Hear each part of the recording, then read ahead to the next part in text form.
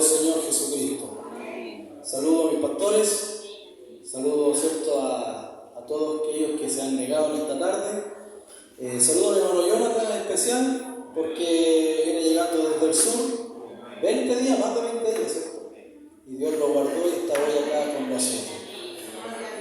Y saludar de forma aún más especial a nuestra hermana que nos acompaña por primera vez. Así que Dios le bendiga, sea bienvenida, esperando que también podamos disfrutar del Señor. Así que Dios le bendiga. Estamos felices, declarábamos tremenda verdad por medio de la alabanza, que somos ganadores, somos vencedores, pero lo más precioso es que somos ganadores, pero por medio de aquel, dice, por medio de aquel que nos amó. Yo no soy vencedor por mí mismo, no. Yo no sé si usted se acuerda en segundo libro de Samuel, cuando está terminando el libro de Samuel, y la palabra dice que ya David está a punto de morir, pero David recuerda las hazañas de los valientes de David. Y especialmente a mí me gusta uno que es el segundo valiente de David. Y la palabra dice que este valiente, vinieron los enemigos a enfrentar al pueblo de Israel, y cuando vinieron los enemigos dice la palabra que el pueblo huyó. Podríamos decir que arrancó el pueblo. Y este único valiente dice que peleó solo contra todos los enemigos. Y dice la palabra que este valiente peleó tanto que se le pegó la espada en la mano. Se hizo uno con la espada. Y cuando el pueblo ve que ese único guerrero, ese único vencedor, ganó, podríamos decir, ellos vuelven, pero solamente para tomar botín de todas las cosas que ese único guerrero había vencido. Ese guerrero es Cristo, está representado en Cristo, porque Cristo venció al mundo y lo venció solo. Cristo venció al diablo y lo venció solito. Cristo venció a la carne, venció todo, venció la muerte, amados hermanos. Entonces ahora nosotros tenemos que tomar botín de todas las riquezas que Cristo ganó, porque nosotros no somos victoriosos en nosotros, sino que somos más que victoriosos por medio de aquel que nos ama. Así que tomemos de las riquezas, tomemos de las promesas, porque Cristo venció en la cruz del Calvario. Los quiero invitar al Salmo 37, vamos a dar lectura a un solo versículo. Salmo 37, versículo 23, esperando que el Señor nos edifique por medio de su palabra. Amén.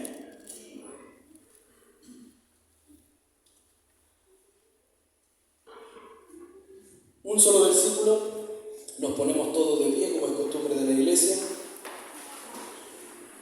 con reverencia, en temor de que nuestro Dios es santo. Dice así la palabra del Señor, le damos lectura en el nombre del Padre y del Hijo y del Espíritu Santo. Dice, por Jehová, dice, son ordenados los pasos del hombre, y Él aprueba su camino. ¿Le parece si leemos de nuevo?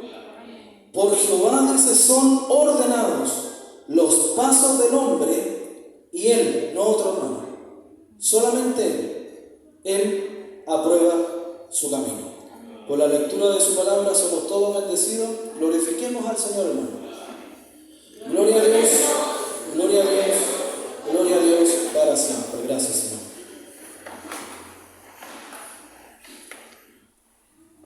Hermoso versículo, amados hermanos. Una palabra no solamente hermosa, poderosa. Esta palabra yo la leí hace mucho tiempo y la verdad que me trajo bastante bendición, y creo que más de algunos de ustedes también la leí, porque entendemos que el Señor es un Dios de orden. Cuando uno ve que las cosas están ordenadas, es cuando están todas puestas en el lugar que corresponde. Si viéramos, por ejemplo, el púlpito por allá, una banca dado vuelta por atrás, ¿cierto?, el tata por allá, podríamos decir esto está desordenado. ¿Por qué? Porque no está puesto en el lugar que debe estar. Dios puso todas las cosas en el lugar que corresponde. Dios precisó en su sabiduría, en su ciencia, en su inteligencia, que todas las cosas tuvieran un perfecto lugar. Usted lo puede ver en el cuerpo humano, todas las cosas están puestas como corresponde. El corazón donde corresponde, el cerebro como corresponde, las células trabajan como corresponde. Todo nuestro organismo está puesto allí de forma perfecta porque Dios lo precisó. Esto no es por la casualidad y como algunos dicen la evolución. No, sino que todas las cosas, ¿cierto?, han sido dictadas por medio de la palabra de Dios. El universo mismo, ¿cierto? Como la Tierra, nuestro planeta, está en el lugar preciso, ¿cierto? Un poquito más afuera, más adentro, no hubiese habido vida en este planeta. Porque ya Dios de antemano, como les decía, precisa las cosas en un lugar perfecto. Y cuando las cosas, ¿cierto?, salen de ese lugar que Dios precisó, entonces podríamos decir que se desordena. Por el Señor son ordenados los pasos del hombre.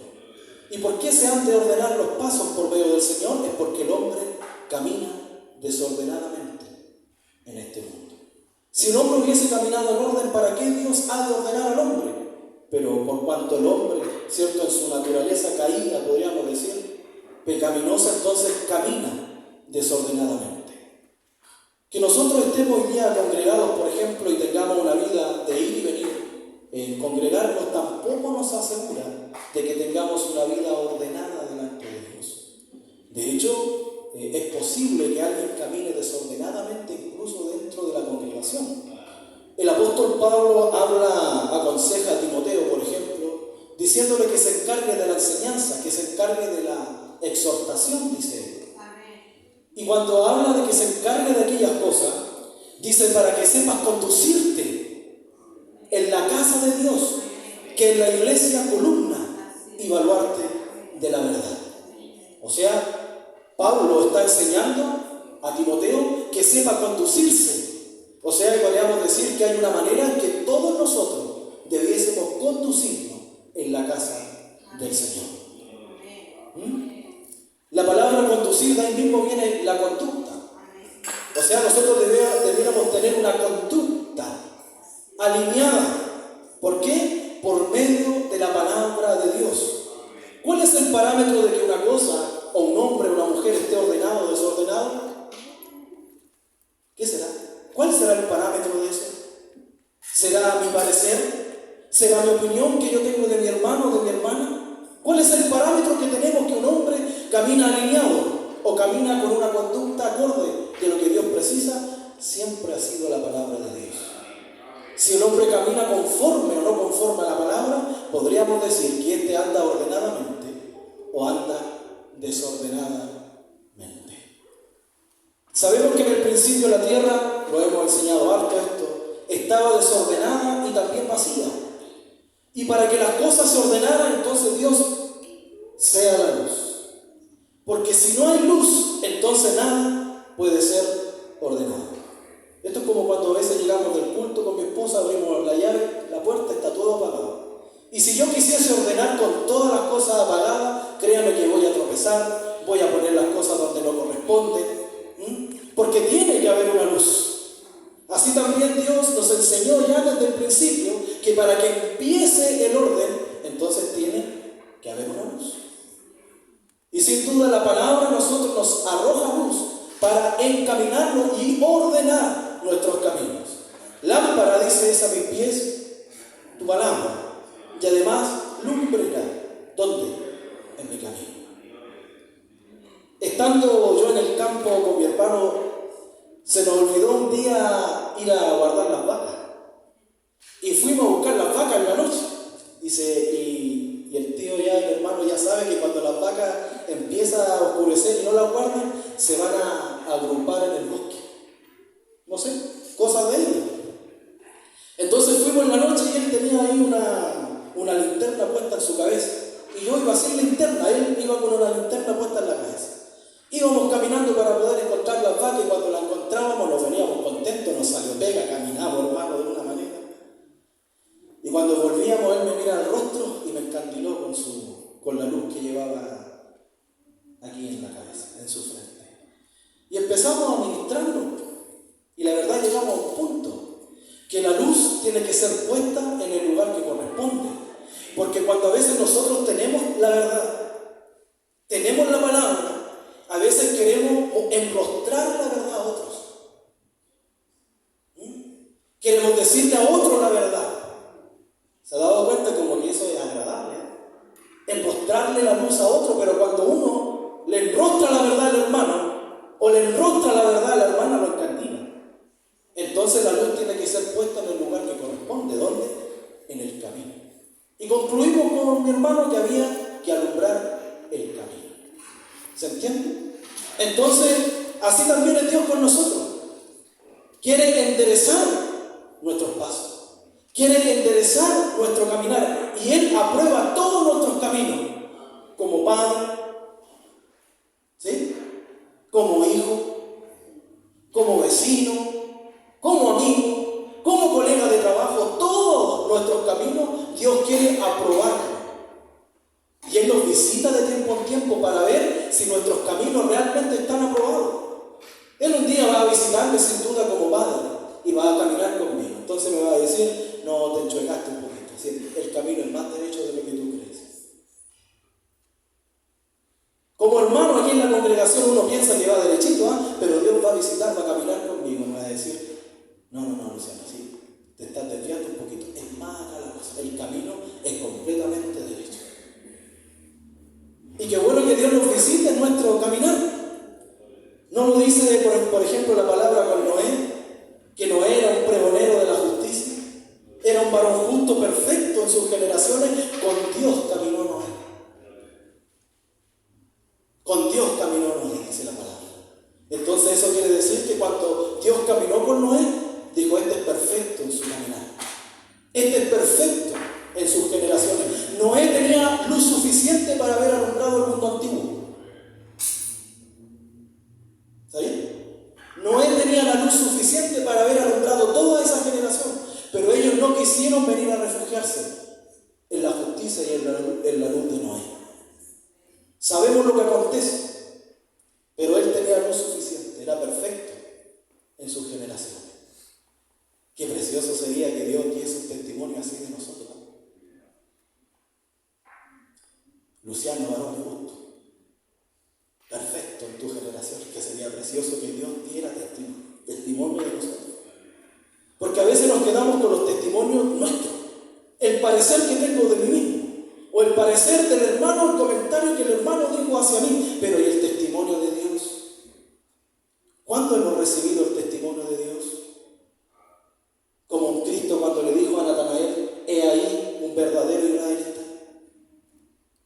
Testimonio que no recibió de los hombres, sino de Cristo mismo. Qué precioso sería llevar ese testimonio. He ahí un verdadero hijo de Dios. He ahí una verdadera hija de Dios. Entonces concluimos que Dios en este camino oscuro de la vida, podríamos decir, este siglo XXI que está bastante oscurecido, Dios sin duda quiere ordenar nuestros pasos. Quiere ordenar los pasos de los niños, de los adolescentes. Quiere ordenar los pasos de los jóvenes. Quiere ordenar los pasos de los matrimonios. Quiere ordenar los pasos aún de los ancianos y de las ancianas. A veces los ancianos y las ancianas, uno las mira y se ve tierna, pero hay ancianos y ancianas que necesitan también ser ordenados. No porque se vea una ternura, podemos decir que no necesitan que sus pasos sean ordenados delante de Dios. Entonces Dios nos habla en este tiempo, y también a nosotros la iglesia, que sepamos también conducirnos, y que también nuestros pasos, por ejemplo, se ordenen aquí. Se ordenen aquí. Y a veces uno observa, amados hermanos, y quiero, como estamos en casa, por así decirlo, hay situaciones que salen a la luz, que podemos decir, hay cosas que están un poco desordenadas. Cosas sencillas y prácticas. Y quiero decirlo con todas sus letras, cosas sencillas y prácticas. ¿Por qué? Porque a veces no bajamos de la elocuencia de nuestros mensajes. Y nótese esto, un mensaje de Dios tiene que ser elocuente, sí, Pero a veces no aterrizamos ni bajamos el lenguaje o el mensaje, no lo aterrizamos en lo práctico. Porque a veces cuando se aterriza en lo práctico, el Evangelio se pone cuesta arriba. Lo práctico lo hemos a veces olvidado.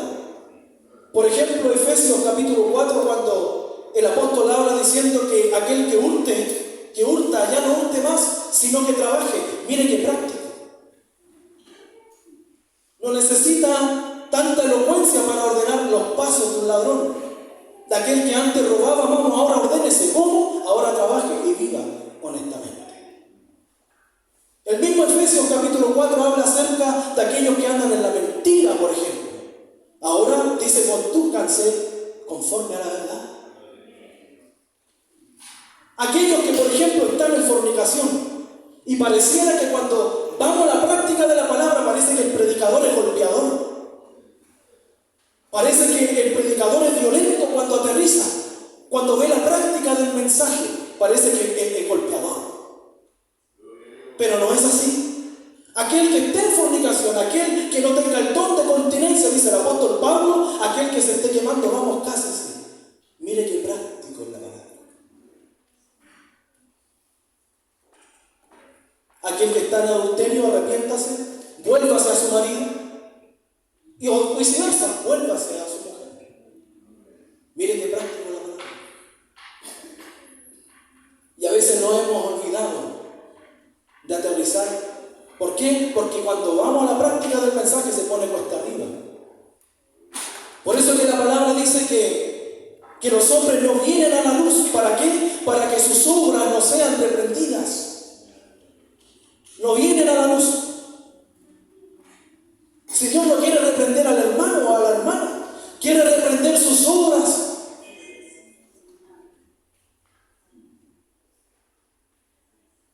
Y no vienen a la luz. Porque ¿quién quiere ser reprendido? ¿Quién quiere que a uno le diga, Luciano, ordena tu matrimonio? Luciano, ordena tu casa. Luciano, ordénate. Oye, parece que, detente. Yo hago las cosas como yo quiero. Pero no, por el Señor son ordenados los pasos del hombre. Y además Él aprueba su camino.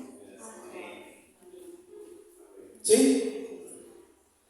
Y esta es la condenación, dice Juan capítulo 3, que la luz vino al mundo y los hombres amaron más las tinieblas que la luz.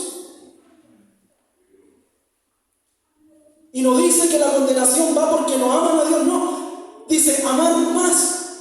Si amaban a Dios, si no quiere decir que no amaban la palabra, no amaban a los hermanos a lo mejor, no, si la amaban, pero ¿cuál es la condenación? Que amaron más las tinieblas que la luz.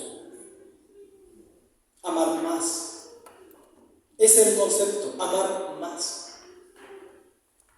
El joven rico que quería tener la vida eterna, que amaba a Dios y quería estar en una eternidad con Dios, amaba a Dios sin duda, pero entendemos que terminó amando más la riqueza, amar más. El apóstol Pablo exclama, Demas me ha desamparado, amando más a este mundo, mire, amar más. Un colaborador del apóstol Pablo.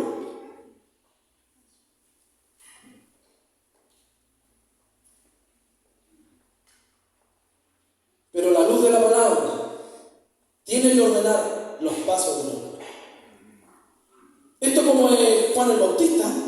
Juan el Bautista dice que él daba testimonio de la verdad y que él era como una antorcha y muchos quisieron refugiarse en esa antorcha que era Juan el Bautista. Muchos quisieron refugiarse, a lo mejor es un hombre distinto, es el profeta. Habla de una manera a lo mejor distinta, vamos a refugiarnos bajo esa luz y esa antorcha de Juan el Bautista.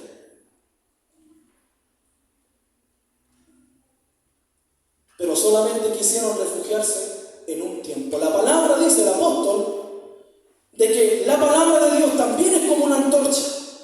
La palabra que mora en mi pastor, la palabra que mora en mí, por ejemplo, los predicadores, portamos una palabra. También es como una antorcha que alumbra en lugar oscuro, pero ese testimonio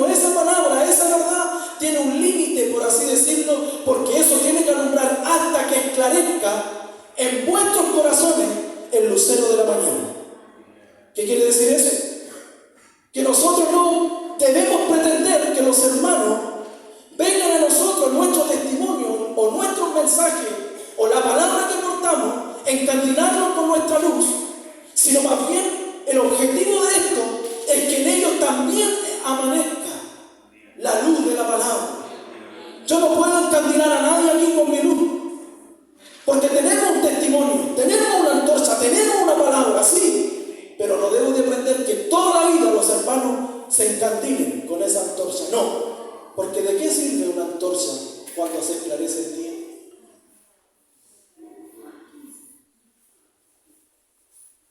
¿Sirve una antorcha en el día? Mi testimonio, la palabra que portamos, sirve cuando un hermano está en tinieblas, sin duda. Va a venir a alumbrarse con esa antorcha o con esa luz o con esa palabra. Va a venir a alumbrarse, va a venir a refugiarse. Pero no debemos pretender que esté toda la vida encandilándose con nuestra antorcha. Hasta que dice que esclarezca en sus corazones el lucero de la mañana.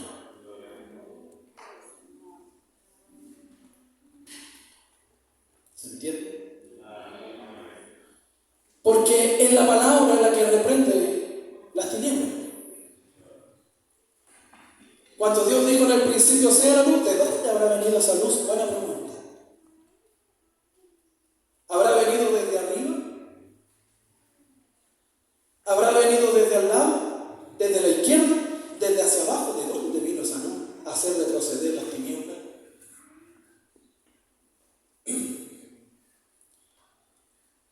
El apóstol Pablo en Corintios dice que Dios mandó que de las tinieblas resplandeciese la luz. O sea, desde el mismo corazón de las tinieblas, desde lo más oscuro de las tinieblas, desde ahí resplandeció la luz. No vino ni desde el cielo, ni desde abajo, sino que Dios mandó que de las tinieblas, desde el corazón de las tinieblas resplandeciese la luz. Y añade el apóstol diciendo, y también ha resplandecido, ¿dónde? En nuestros corazones. ¿Para qué? Para iluminación del conocimiento de la gloria de Dios en la faz, o sea, en el rostro de Jesucristo.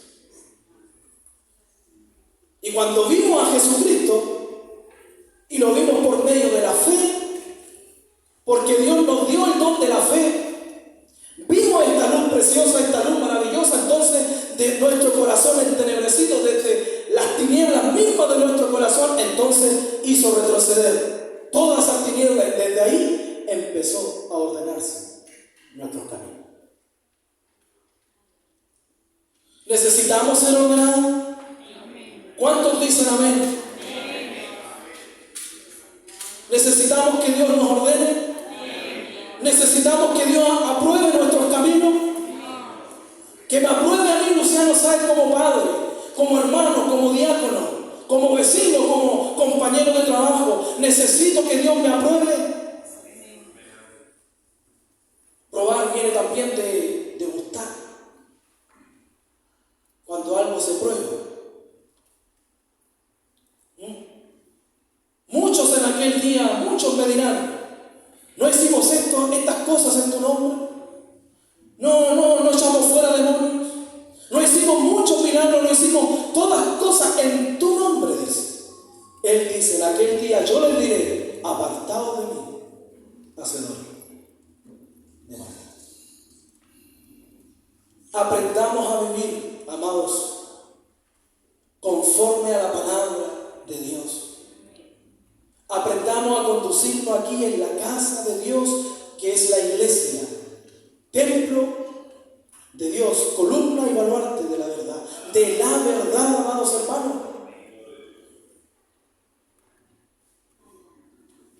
Aprendamos a conducir.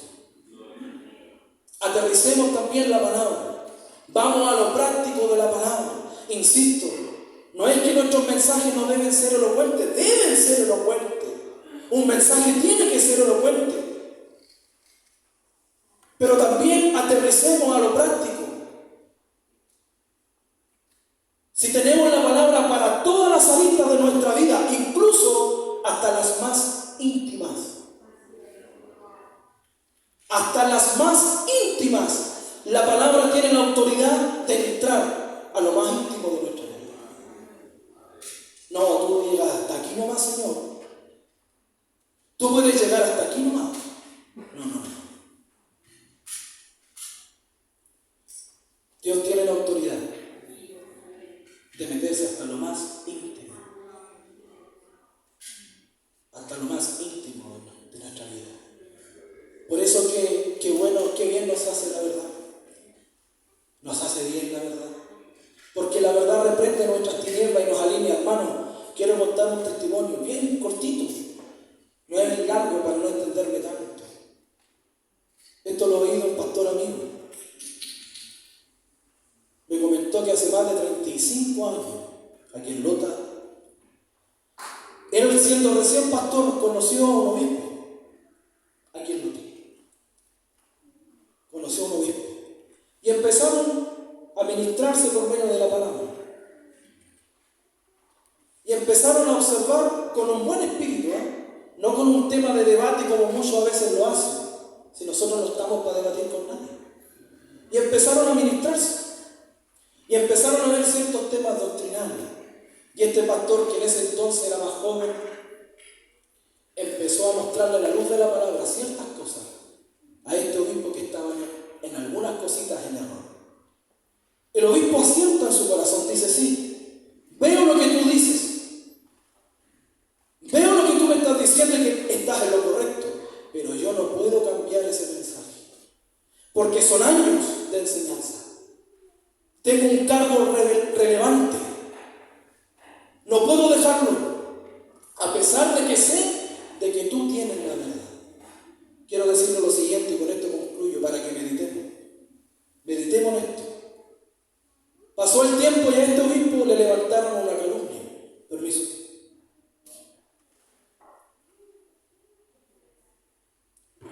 A este obispo le levantaron una calumnia horrible, hermano. Lo calumniaron al obispo que era adúltero.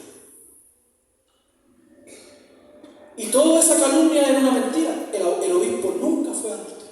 Le levantaron una calumnia. Pero, ¿en qué concluimos? Este obispo no quiso perder nada por causa de la verdad. Nada. Llevo años enseñando esto. Muchos años. Tengo un cargo relevante. No puedo enseñarlo porque son años. No quiso perder nada a causa de la verdad. Pero lo perdió todo por una mentira. Le levantaron la calumnia, hermano, fuera, avergonzado por una mentira. Amado, cuando la verdad aparece en nuestra vida, honremos la verdad. Y si Dios nos dice en esta noche que debemos ordenar nuestros pasos, ordenar nuestros caminos, entonces honremos a esa verdad. Necesitamos que Dios, Luciano sabe, yo necesito que Dios me ordene mis pasos. Me ordene. Tengo hartas cosas que Dios tiene que ordenar. No hablo por usted, pero también creo que la palabra no es en vano. Y si a alguien le hace bien esta palabra, diga amén.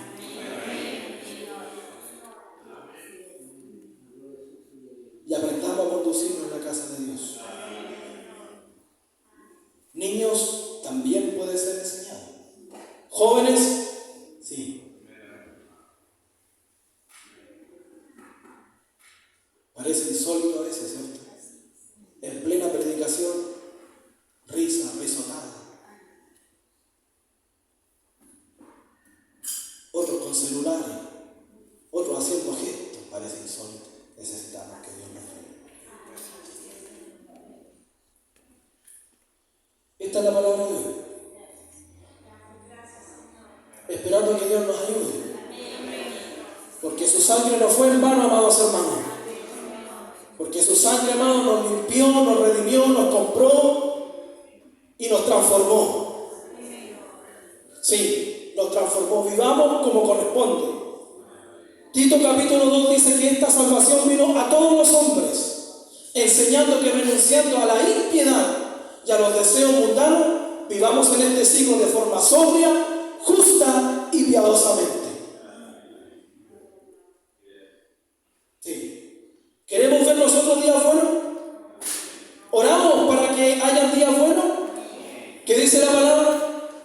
Aquel que quiere ver días buenos, ¿qué dice?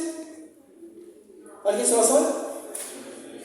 Aquel que ama su vida y quiere ver días buenos, refrene su lengua del mal y sus labios no hablen engaño.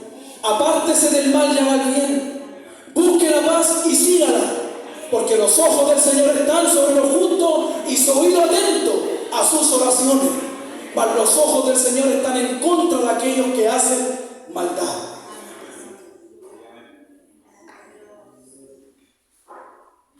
Queremos ver días buenos, oramos por eso. Entonces apartémonos del mal. Apartémonos de la murmuración. A veces cuando se juntan 2 o 3 a murmurar, qué feo. No debiese ser. Nunca ha sido bueno murmurar del pastor, por ejemplo. No estoy nunca de acuerdo con eso. Juntarse con 2 o 3 hermanos para murmurar. Les quiero decir lo siguiente, disculpe pastor, cortito. Nosotros, todas nuestras casas tenemos un tacho de basura, ¿cierto? Algunos más grandes, otros más pequeños. No creo que tengan ahí una bolsa. Ahí no tenemos tacho, ¿cierto? Dios nos ha bendecido. Tenemos un tacho y a pesar de que cuando lo compramos nuevo, sabemos que ese tacho tiene un propósito. ¿Cuál? Es que la basura caiga a ese tacho. Normalmente, a veces está maloliente, hay que lavarlo, a veces queda agua abajo. Pero sabemos que eso está hecho para lo sucio. ¿Sí o no? Está hecho para lo sucio. Hermano, cuando venga un hermano a murmurar de otro hermano, cuando venga un hermano a murmurar del pastor, del diablo, de la pastora, etcétera, etcétera, o de otro hermano, de otra hermana, quiero decirte que cuando ese hermano quiere murmurar contigo, ese hermano no te ve limpio. ¿Por qué no te ve limpio? Porque es capaz de venir a echar toda la basura a ti. Entonces concluimos que tu hermano no te ve santo.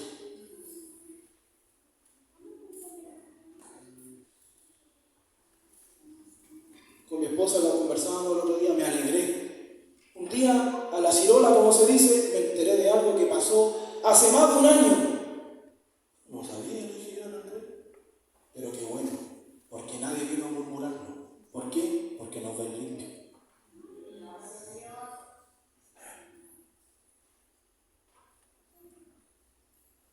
Eso concluye, ¿cierto?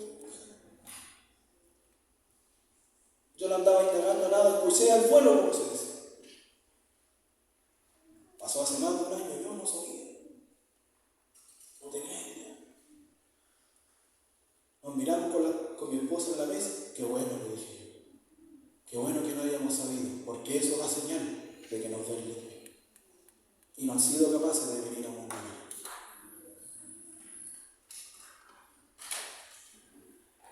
Dios bendiga a nuestro pastor. Amén. Dios bendiga a su esposa. Amén. Dios bendiga a los predicadores. Amén. Dios bendiga a nuestros hermanos del coro. Amén. Dios bendiga a los matrimonios, a los ancianos, a las ancianas. Dios bendiga a los niños. Amén. Dios la bendiga a usted nuevamente, mi hermano. Amén.